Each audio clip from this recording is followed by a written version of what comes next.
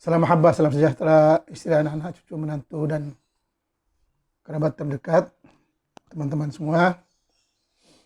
Kita teruskan pembahasan sekitar agama, budaya, sejarah, dan sebagainya.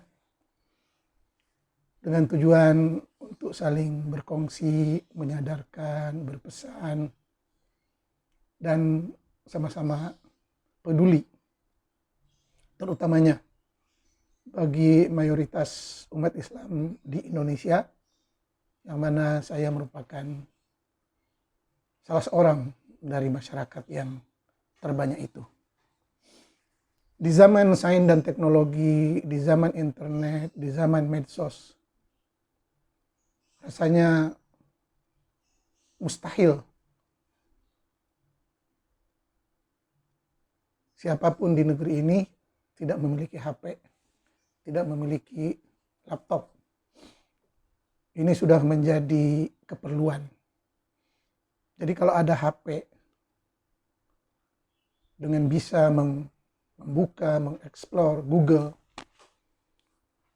terutama bagi kawan-kawan, sahabat-sahabat, umat Islam, jangan segan-segan untuk terus mencari, mengkaji, membaca, terutamanya dalam bidang kita, bidang keagamaan, dan pastikan kuasai bahasa Arab dan kenali sejarah kebudayaan Arab atau sastra Arab. Sekarang dengan mudah kita buka Al-Adabul Arabi, sastra Arab, Al-Adabul Islami, sastra Islam, Al-Lughal Arabiyah, bahasa Arab, dan di situ banyak bahan-bahan yang boleh kita lihat, baca, dengar, dan sebagainya. Wabil khusus kawan-kawan, sahabat-sahabat, anak-anak yang pernah belajar bahasa Arab, sastra Arab, agama Islam, syariat Islam, usuluddin, dakwah, syariah, dan lain-lain. Terus tingkatkan ilmu pengetahuan Anda. Kita di zaman sains dan teknologi, di zaman ilmu yang terbuka. Kalau kita baca riwayat hidup ulama-ulama terdahulu, yang kebanyakannya ulama muslim dari kalangan bangsa Parsi. Kebanyakannya. Sebab jabatan kedudukan yang penting-penting telah dikuasai oleh bangsa Arab. Bangsa Arab lebih mementingkan jabatan, tahta, kedudukan bagi menguasai harta, kedudukan, wanita, kenikmatan, dan sebagainya. Jadi kebanyakan orang Islam yang lain, terutama yang bukan Arab atau dipanggil Ajam, mereka tidak dapat peluang dalam pemerintahan dengan cara apapun. Akhirnya mereka mencari ilmu pengetahuan, memperbanyak ilmu pengetahuan, membaca berbagai ilmu pengetahuan dari umat-umat terdahulu. Seperti dari ilmu pengetahuan dan peradaban India, Hindu, Parsi, Yunani, Finiki, Mesir Purba,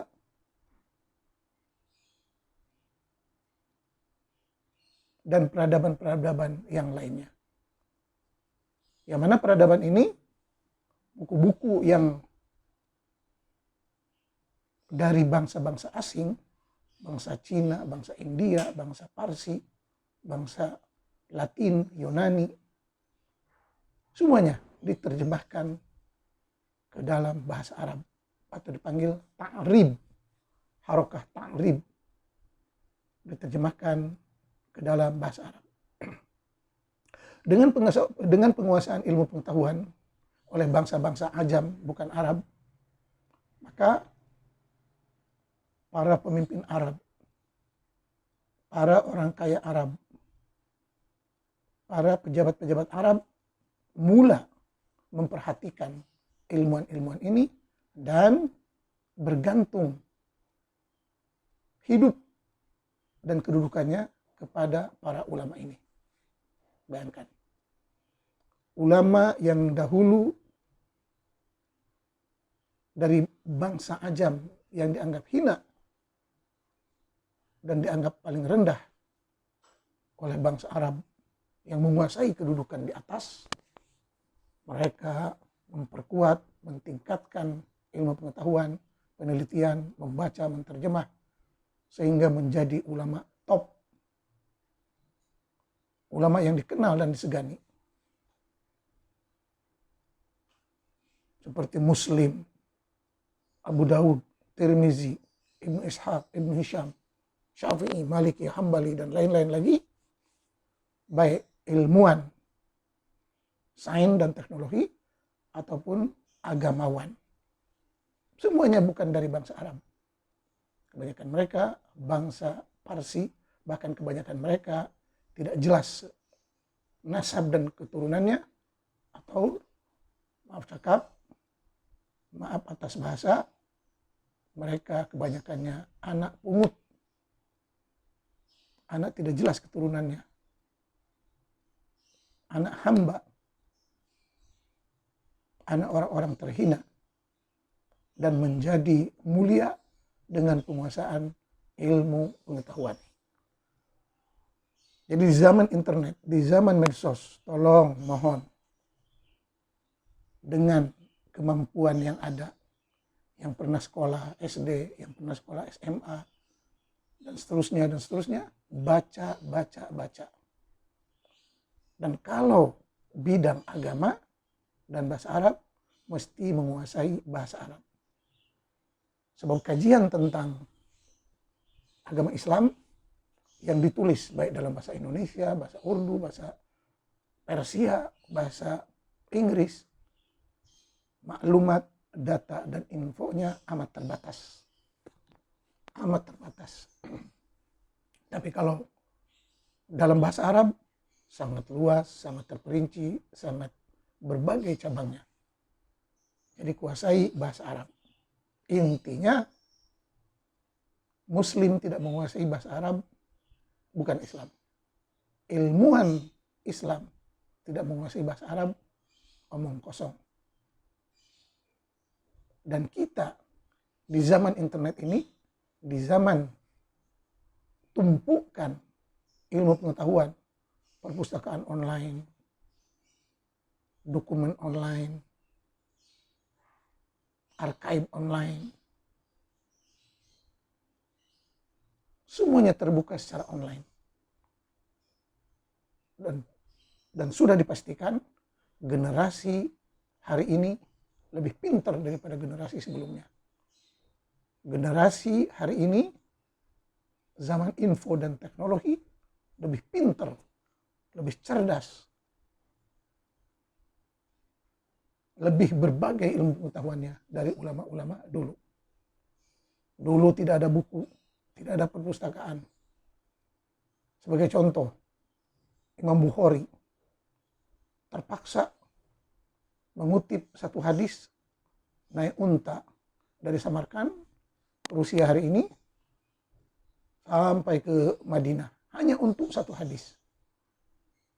Kita hari ini banyak portal ulumul hadis, dirasah Al-Quran wa Sunnah, Al-Quran wa Sunnah, Al-Ahadis An-Nabawiyah, semuanya dalam bentuk portal. Dan di ujung jari bisa membaca, mengkaji, berbahas dengan lebih intensif, lebih fokus, dan lebih jelas. Inilah kecanggihan zaman information technology, teknologi maklumat. Jangan disia-siakan masa dan usia kita dalam hidup ini. Pada perbincangan tentang bagaimana kita berinteraksi dengan Al-Quran, banyak lagi sebenarnya isu yang ingin saya sampaikan, tapi itu sebagai poin asas. Yang mana di antara yang ingin saya sampaikan dalam kajian Quran itu, coba baca Quran dengan terjemahannya. Coba baca Quran dengan terjemahannya. Dan terjemahkan lagi kepada bahasa daerah masing-masing. Kepada bahasa daerah masing-masing. Baik bahasa Minang, bahasa Aceh, bahasa Medan, bahasa Batak, bahasa Sunda, bahasa Jawa, Madura, dan sebagainya. Baca dengan mata yang terbuka, hati yang terbuka, kepala yang bebas. Jangan hanya menganggap Quran atau Taurat atau Injil sebagai kitab suci yang agung yang tidak bisa dibaca. Sebab kebanyakan umat Islam hari ini hanya membaca untuk mendapat berkat, tanpa memahami, tanpa menghayati, tanpa mengamalkan. Bahkan bisa dikatakan Muslim hari ini hanya Muslim KTP. Jadi jangan ada yang mengklaim dirinya sebagai Islam yang terbaik, Muslim yang terbaik. Tidak ada. Termasuk ulama-ulama, ustadz-ustadz atau kebanyakannya penceramah dan dukun dan ahli sihir, tukang jampe-jampe. Sebab kalau ulama itu adalah ilmuwan, cendekiawan, mengkaji, peneliti, yang mengeluarkan teori, yang mengeluarkan ide-ide, yang jenius, yang mengeluarkan produk-produk seperti yang mencipta internet. Itu ulama, ilmuwan, saintis. Mencipta mobil, mencipta HP, mencipta laptop, itu ulama. Mendapat penemuan-penemuan sains, membuat obat, Panadol, aspirin, dan lain-lain. Itu kerja ulama, saintis, ilmuwan. Bukan yang menyebarkan dongeng, khurafat, berita-berita palsu, yang hanya membodoh, mempertolol, dan menipu umat Islam, terutama di Indonesia. Sudah tiba masanya, kita sudah merdeka 80 tahun, tapi kita terus dibodohi, diceramahi, diberi pesan-pesan keagamaan yang tidak jelas, yang menyebabkan umat terus mundur, ketinggalan dalam semua bidang. Jadi sebagai tanda syukur kepada nikmat akal, nikmat mata, nikmat mulut, nikmat hati, gunakanlah organ-organ ini untuk kebaikan. Membaca, berpikir, meneliti, bekerja sesuai kemampuan dan bidang masing-masing. Seperti kata Quran, "I'malu ala Dawuda syukra wa katsirun min ibadiya asyakur." Ayat ini bisa dilihat terjemahannya. Kerjalah wahai keluarga Daud, kerjalah wahai keluarga Daud sebagai tanda berterima kasih atas anugerah yang diberikan. Anugerah kesehatan, anugerah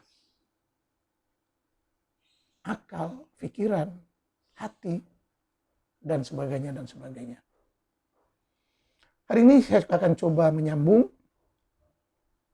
cara berinteraksi dengan sunnah, cara berinteraksi dengan hadis. Terutama istilah hadis, Quran telah menjelaskan, Allahu nazzala ahsanal hadis. Allah telah menurunkan sebaik-baik hadis. Jadi sebaik-baik hadis itu bukan hadis Bukhari Muslim, tapi Quran. Quran. Wa man asdaqu minallahi haditha. Tidak ada hadis yang lebih benar dari hadis Allah. Bukhari, Muslim, Abu Daud, dan lain-lain sampai ke hari ini menjadi perdebatan. Bahkan banyak isi-isi hadis Bukhari, Muslim, Abu Daud merusak Islam, menghina Nabi Muhammad, menghina para sahabat, kalau kita membaca dengan teliti.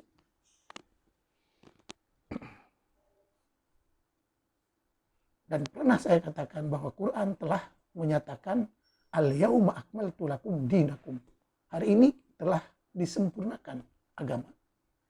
Jadi agama telah sempurna. Agama telah sempurna.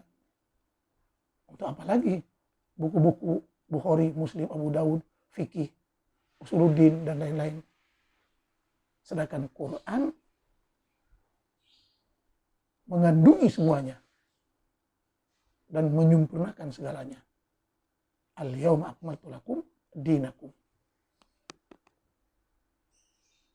Itu sebab sumber utama yang diakui oleh para ulama,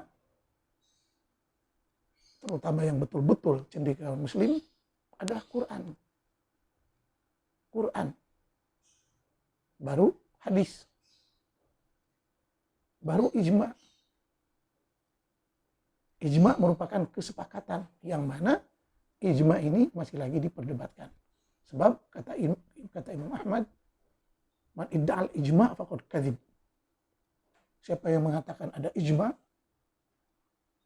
kesepakatan yang disepakati oleh semua ulama umat Islam, itu suatu pembohongan. Sebab kesepakatan ataupun ijma' ulama Mesir berbeda dengan ulama Saudi, berbeda dengan ulama Baghdad, berbeda dengan ulama Indonesia, Malaysia, dan seterusnya. Jadi sebenarnya ijma' itu omong kosong, tidak ada. Begitu juga dengan istihsan dan lain-lain.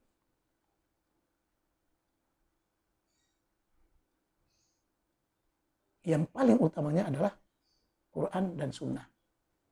Dan Sunnah akan kita bahas.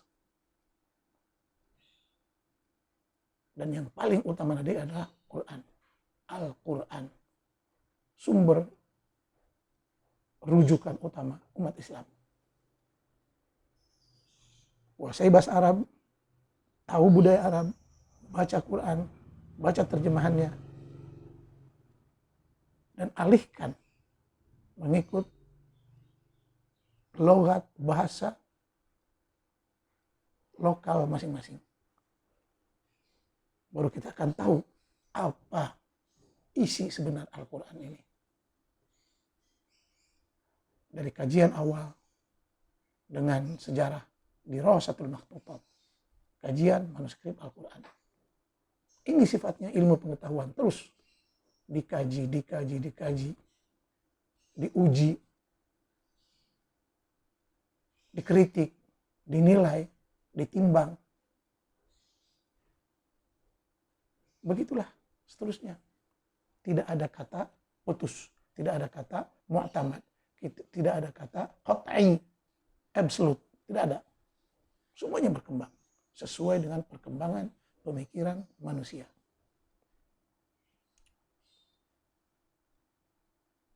Semoga rekan-rekan, saudara-saudara, sahabat semua berani mencoba, terus mencoba. Kita bisa mendengar ceramah fulan termasuk saya, tapi bukan berarti suatu kebenaran yang mutlak, tidak ada. Saya ingin berkongsi, sama-sama menyadarkan betapa ilmu ini luas, dan semestinya generasi hari ini lebih pintar, lebih bijak, lebih cerdas daripada ketimbang generasi yang dahulu. Kita bisa lihat kehidupan bangsa Arab di Google sebelum 100 tahun dari sekarang. Di image Google nampak bangsa Arab 100 tahun ke belakang. Kucal, kumuh, daki, busuk. Tidak ada pakaian. Itu baru 100 tahun. Apalagi kalau kembali ke zaman sahabat, 1500 tahun. Bahkan kita baca di riwayat para sahabat ketika di Madinah, kalau sholat di masjid, Yang mana Masjid Madinah itu hanya sebidang tanah simple, dikelilingi dengan daun korma, tiangnya batang korma. Sahabat berjamaah sholat pakai sendal masing-masing, tidak ada sejadah, dan sujud atas pasir. Bahkan masjid Rasulullah, ada kalanya orang Badawi datang ke situ, dan kalau sesak mau pipis dia kencing di situ, kencing di masjid Rasulullah. Bahkan tidak jarang anjing berteduh di masjid Rasulullah, di masjid Rasulullah berteduh, kencing, berak di situ. Itulah simpelnya bangsa Arab Muslim Badawi zaman dulu. Tidak seperti masjid-masjid yang sekarang yang lebih modern, yang lebih canggih. Orang non-Islam tak boleh masuk. Padahal di zaman Nabi, masjid itu dimasuki semua orang, Yahudi, Nasrani, Badawi, animisme, termasuk anjing, ikut berteduh di situ. Adakah zaman Nabi ataupun Muslim hari ini lebih mulia dari zaman Nabi? Mustahil. Ini perlunya kita membaca, mengkaji sejarah.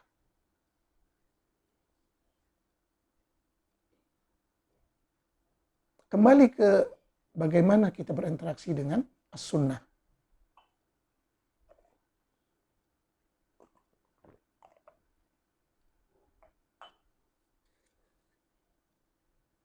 Setelah wafatnya Nabi, para sahabat kebingungan.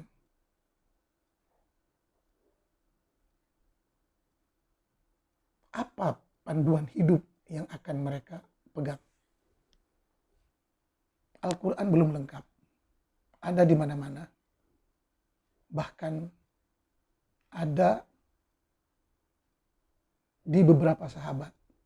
Dan tidak ada satu sahabat pun yang hafal Quran dari Al-Fatihah hingga An-Nas. Tidak ada. Semuanya hanya hafal sedikit-sedikit. Maka muncullah ide dari beberapa sahabat untuk mengumpulkan Al-Quran. Tapi Abu Bakar membantah. Bagaimana saya membuat sesuatu yang tidak dilakukan oleh Rasulullah? Rasulullah tidak pernah mengumpulkan Quran. Masing-masing sahabat mempunyai sedikit-sedikit dari Quran itu. Dan Abu Bakar tidak berani untuk mengumpulkan Al-Quran. Tapi dia didorong, didesak oleh beberapa sahabat untuk mengumpulkannya. Jadi sebenarnya pengumpulan Quran itu sendiri suatu kerja bid'ah yang dibuat-buat, yang tidak pernah Rasul buat.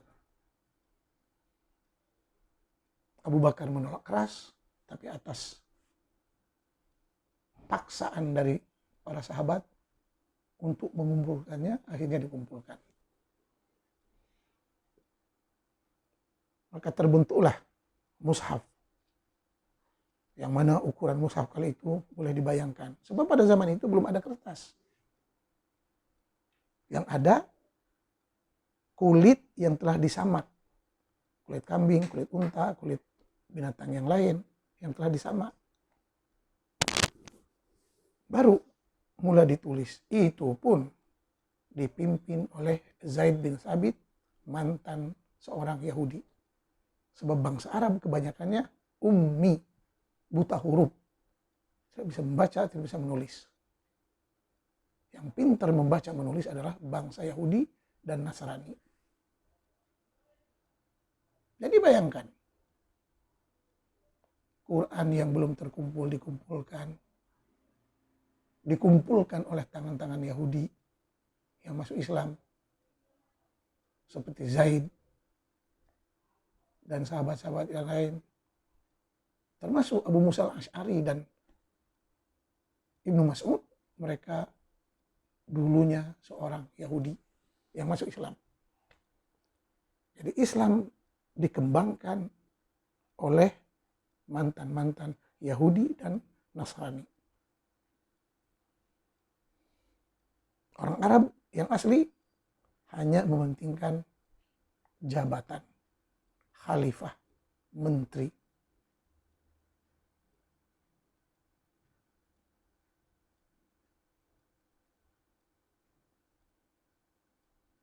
Untuk maklumat lebih detail bisa dibaca di PDF Google Al-Quran Bitasalsul At-Tarihi karya Samid Dib.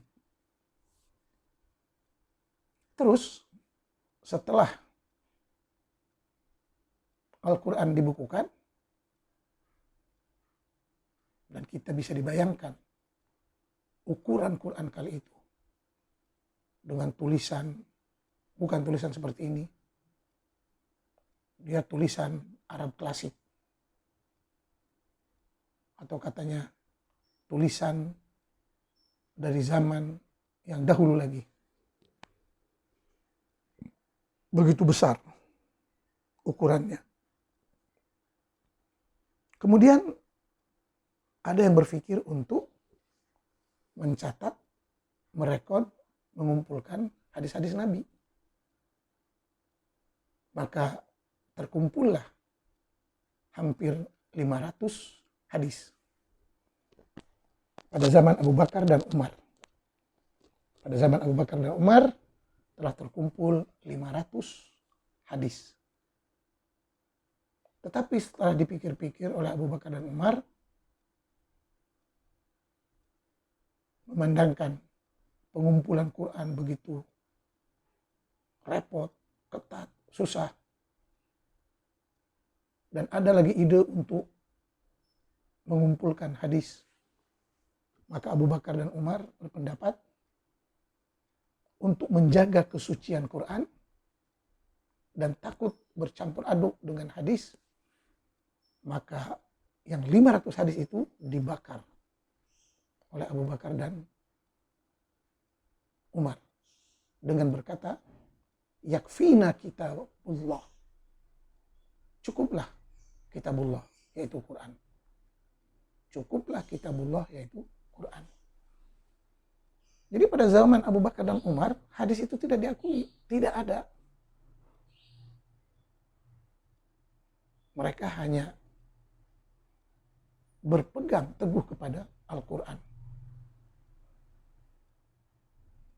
Bahkan Al-Quran yang telah dibukukan oleh Abu Bakar dengan pimpinan Zaid bin Thabit, mantan Yahudi, banyak lagi sahabat yang menyimpan naskah-naskah lama, catatan-catatan lama dari Al-Quran. Sehingga lahirlah berbagai bacaan, berbagai tafsiran, berbagai bentuk Quran. Yang pada akhirnya ada sahabat yang mengadu kepada Khalifah Utsman bahwa Quran telah dipalsukan dan Quran telah banyak bacaan-bacaannya yang menyimpang, melencong. Maka sekali lagi Utsman membuat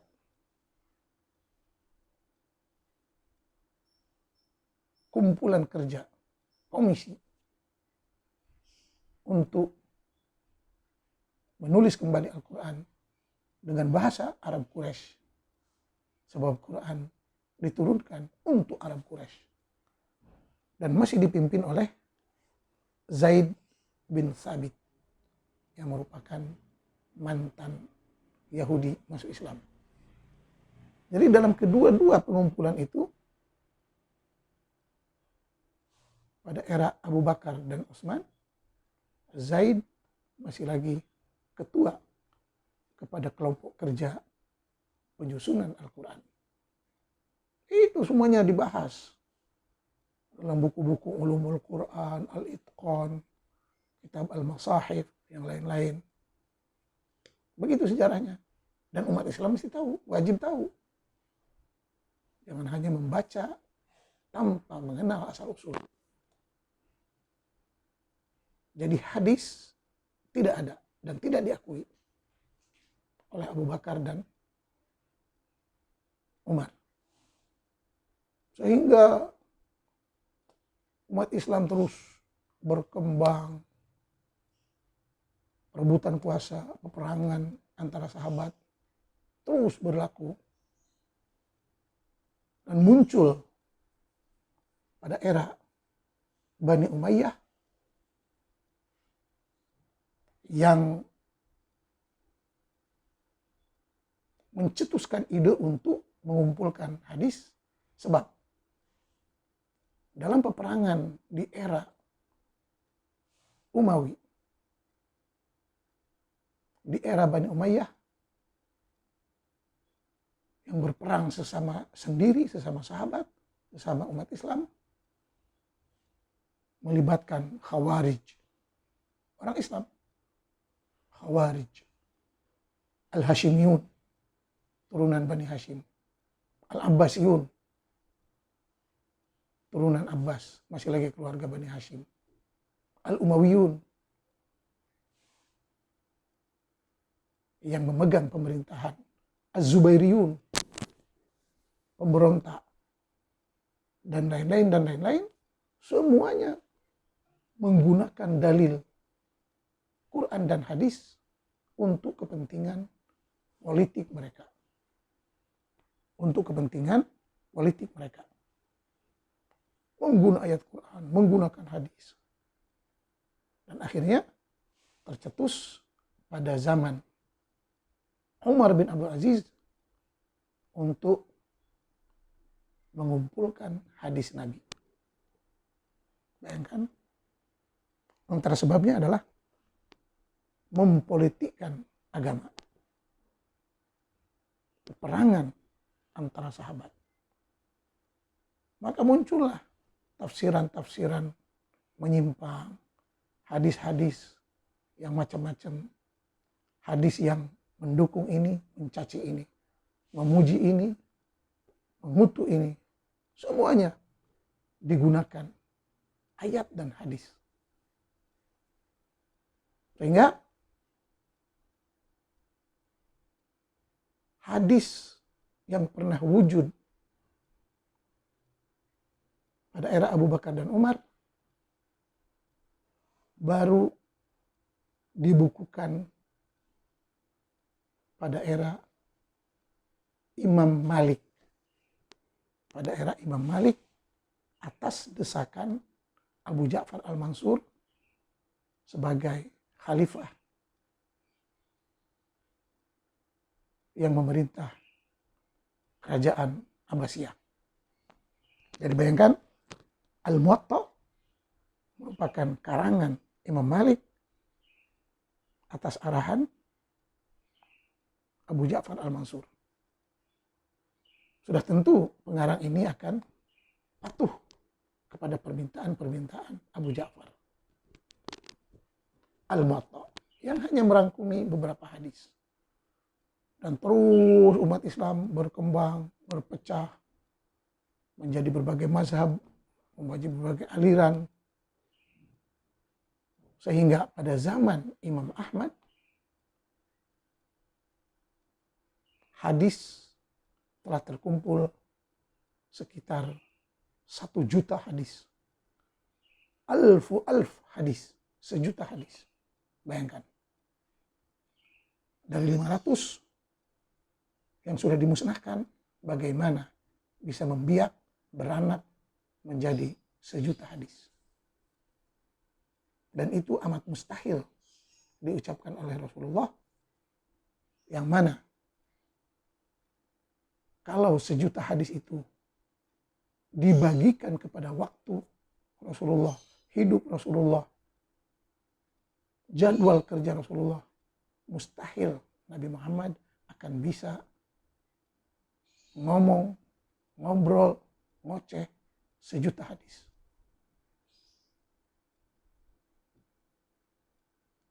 Dengan usia baginda lebih kurang 63 dan bilangan hadis 1.000.000 hadis, belum lagi dengan ayat Al-Quran.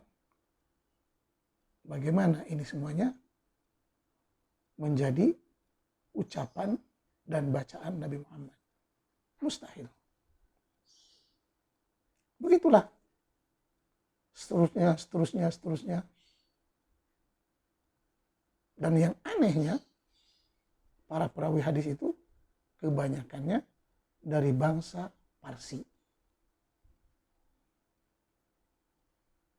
Yang mengumpul hadis ini, Bukhari, Muslim, Abu Dawud, Tirmizi. Mereka hampir hidup di zaman yang sama, di tempat yang sama, antara Iran, Afghanistan, Pakistan, Bukhara.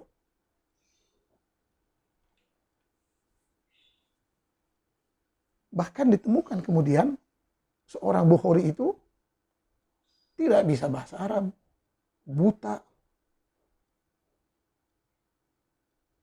dan buta huruf. Buta mata dan buta huruf. Jadi ini Bukhari yang mana?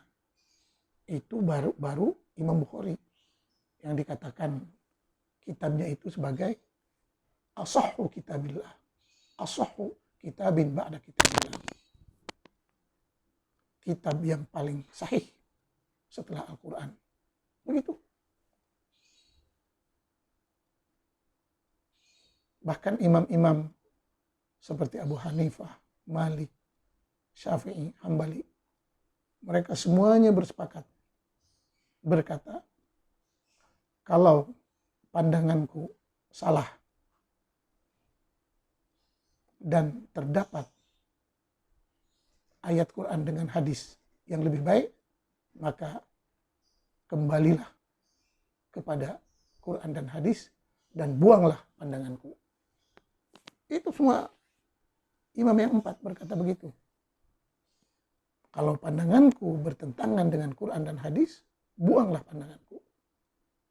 Sebab mereka tahu, ati'ullah wa ati'ur rasul. Taatlah pada Allah, Quran, dan taatlah pada Rasul, hadis. Hari ini Quran hadis ada di tangan kita. Bisa dibaca PDF-nya, bisa dibaca terjemahannya. Pelan-pelan baca. Itulah ilmu. Tidak mudah. Oleh sebab itu, Quran menyatakan, yarfa'illahu alladhina amanu minkum walladhina utul ilma darajat. Allah meninggikan derajat orang yang berilmu lebih tinggi. Ilmu. Bukan yang selalu dibulak-balik.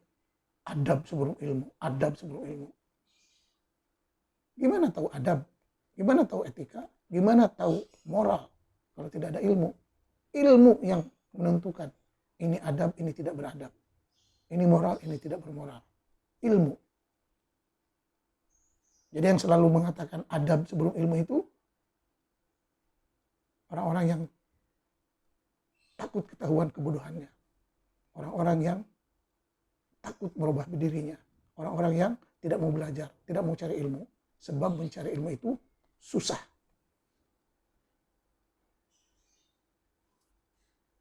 Jadi mereka coba berkedok dengan slogan adab sebelum ilmu. Padahal kalau dilihat adabnya pun mereka tidak ada adab dan tidak pernah sopan. Kita terus terang saja. Ini pesanan Quran. Allah tidak suka kata-kata kasar dan nista kecuali mereka yang terzalimi, tertindas. Kata Quran, la yuhibbullahu al-jahra bisu'i minal qaul illa man zulim. Sekarang banyak sarjana palsu, ulama palsu, gus-gus palsu, ilmuwan palsu yang hanya berkedok dengan kata-kata indah tapi artinya kosong.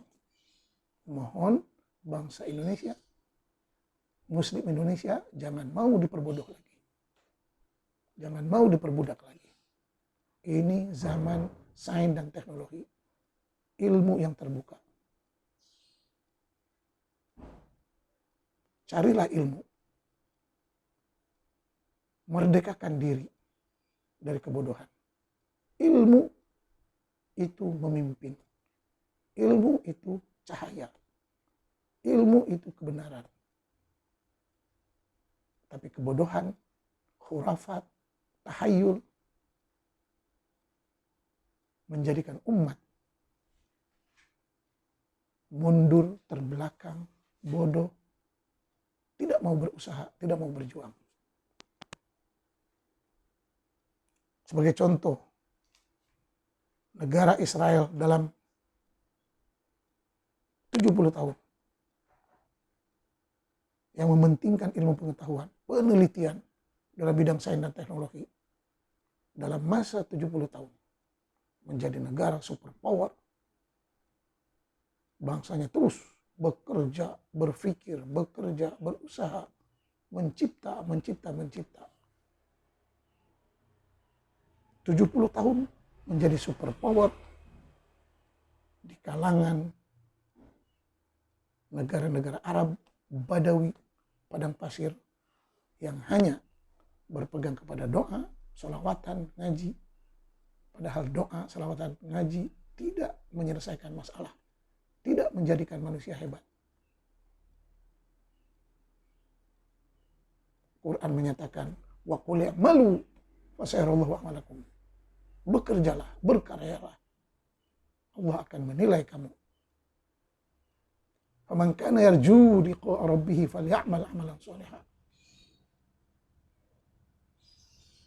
Siapa yang ingin berjumpa dengan Tuhannya kelak dengan jaya, banyaklah karya yang baik.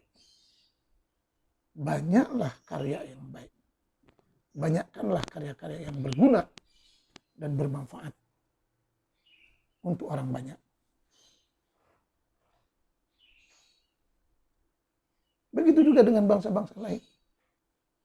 Singapura, Taiwan, Cina, Eropa sudah lebih maju dari dulu.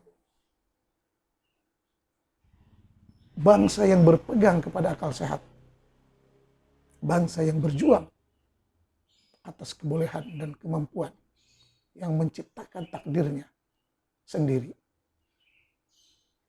Berpikir, berjuang, bekerja, mencipta. Inilah bangsa yang hebat, yang kuat, yang menguasai dunia. Tapi kita karena terus-terus dibodohi, dilalaikan, banyak berdoa, banyak sholawat, banyak munajat, banyak istighosah. Akhirnya jadi begini. Mundur, terbelakang, ketinggalan dalam semua bidang kehidupan. Maka bangkitlah. Belum terlambat. Terutama generasi yang masih muda. Banyak contoh. Kalau mau maju, kalau mau kaya, kalau mau kuat. Ada Singapura, ada Israel, ada Dubai, ada Hong Kong, ada Taiwan, ada Cina. Dan sebagainya. Dan kaji, hayati nilai-nilai yang mereka kuasai, terapkan dalam kehidupan keseharian sehingga menjadi bangsa dan negara yang hebat.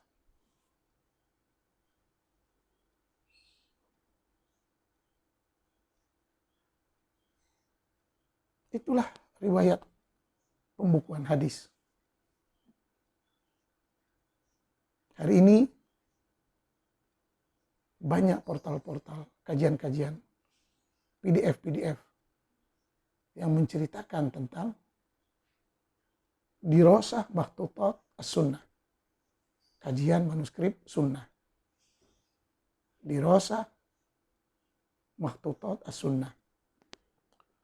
Begitu juga dengan buku Tadwinul Ilmi. Pembukuan ilmu pengetahuan dalam budaya dan peradaban Islam. Tadwinu al-ilmi. Tinggal dicari saja. dicari saja di Wikipedia, akan keluar maklumat yang ringkas dan detailnya ada di tiap-tiap PDF. Bahkan kajian tentang dirosah makhtutat Al-Quran, kajian manuskrip Al-Quran, dirosah makhtutat As-Sunnah, kajian manuskrip hadis sunnah, dirosah makhtutat Al-Adab, kajian manuskrip sastra, dirosah makhtutat Asy-Syair, kajian manuskrip puisi. Semuanya dibentangkan, didiskusikan dalam berbagai bentuk, hiwar, liqa'at, multaqo, munaqasyah, lain-lain judulnya, tapi dalam bahasa Arab. Sebab ilmu ini semua yang bersangkut paut dengan Arab dan Islam, kalau dicari infonya dalam bahasa Indonesia, Inggris, atau lain-lain, sangat nihil.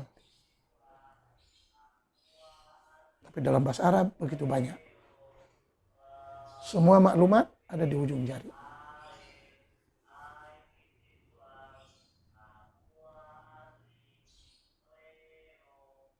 Sehingga kalau kita baca riwayat keempat-empat mazhab, Hanafi, Maliki, Syafi'i, Hambali, Imam Abu Hanifah hanya berpegang kepada Quran. Dan dia hampir tidak mengikuti hadis. Dia lebih fokus kepada memahami Quran dan menyimpulkan hukum hakam dari pandangan beliau dan murid-murid beliau. Bayangkan, Abu Hanifah yang merupakan mazhab tertua dari awal lagi tidak mengakui hadis, tapi lebih berpegang kepada Quran. Imam Malik yang setelah Abu Hanifah, Imam Malik berpandu kepada amal ahlil Madinah. Jadi hukum hakam dia mengambil kebiasaan adat budaya orang Madinah.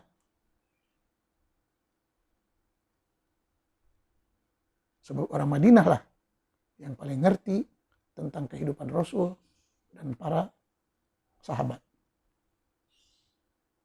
Imam Malik. Sementara Imam Syafi'i, dia gabungkan, dia padukan antara pendapat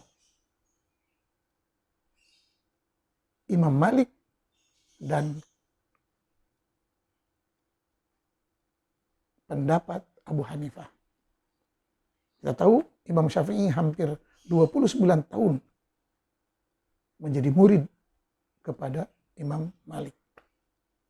Imam Syafi'i menjadi murid kepada Imam Malik selama 29 tahun. Kemudian kemudian Imam Syafi'i coba pergi ke Irak, berjumpa dengan murid-murid Imam Abu Hanifah. Jadi keunikan mazhab Syafi'i ini gabungan antara pandangan Imam Malik dengan pandangan Abu Hanifah. Antara al-aql wan naql.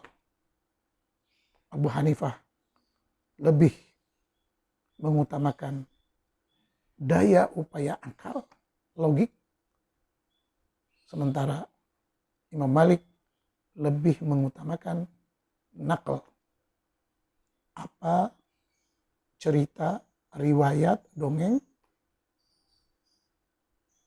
yang datang dari orang-orang Madinah. Oleh sebab itu pandangan Imam Syafi'i selalu berubah-ubah. Selalu berubah-ubah. Ada qaul qadim, ada qaul hadis. Bahkan qaul hadis, setelah Imam Syafi'i berada di Mesir, beliau, Imam Syafi'i, membaca buku-buku dan falsafah orang-orang asing, orang-orang bukan Islam.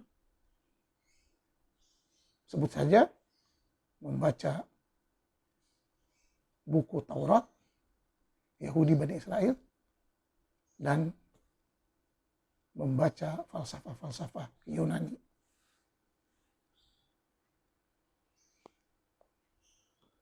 Sehingga kepintaran Imam Syafi'i ini, yang telah membaca berbagai buku, dicemburui oleh pengikut-pengikut imam sebelumnya, Imam Abu Hanifah dan Imam Malik. Bukan malah dihargai, kepintaran Imam Syafi'i malah dicemburui dan membawa kepada pembunuhan beliau. Jadi di zaman sejarah mazhab pun sudah ada cemburu, menyemburu, benci, membenci, kafir, mengkafir, bunuh, membunuh antara pengikut fanatik mazhab. Ini semuanya dipaparkan oleh sejarah. Sementara Imam Ahmad, dia yang telah menjadi murid kepada Imam Syafi'i, Imam Ahmad lebih memilih naql, riwayat naqli, wahyu saja. Dan Imam Ahmad lah yang merupakan ketua, kepala imam kepada Salafiyin, Wahabiyin, jemaah-jemaah Salafi, jemaah-jemaah Wahabi, jemaah-jemaah Al-Qaeda, Ikhwanul Muslimin. Sampai ke hari ini, yang mengklaim sebagai Islam Sunni yang radikal, yang sangat berbahaya, yang hanya berpegang kepada nas, kepada teks, luaran, tanpa ada takwilan, tanpa ada penafsiran dan pemahaman yang berbagai-bagai.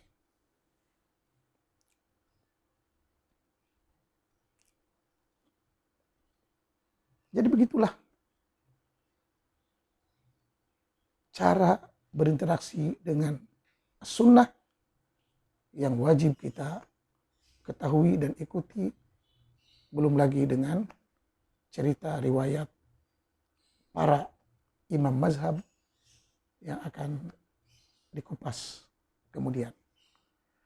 Semoga bermanfaat. Sekian, wassalam.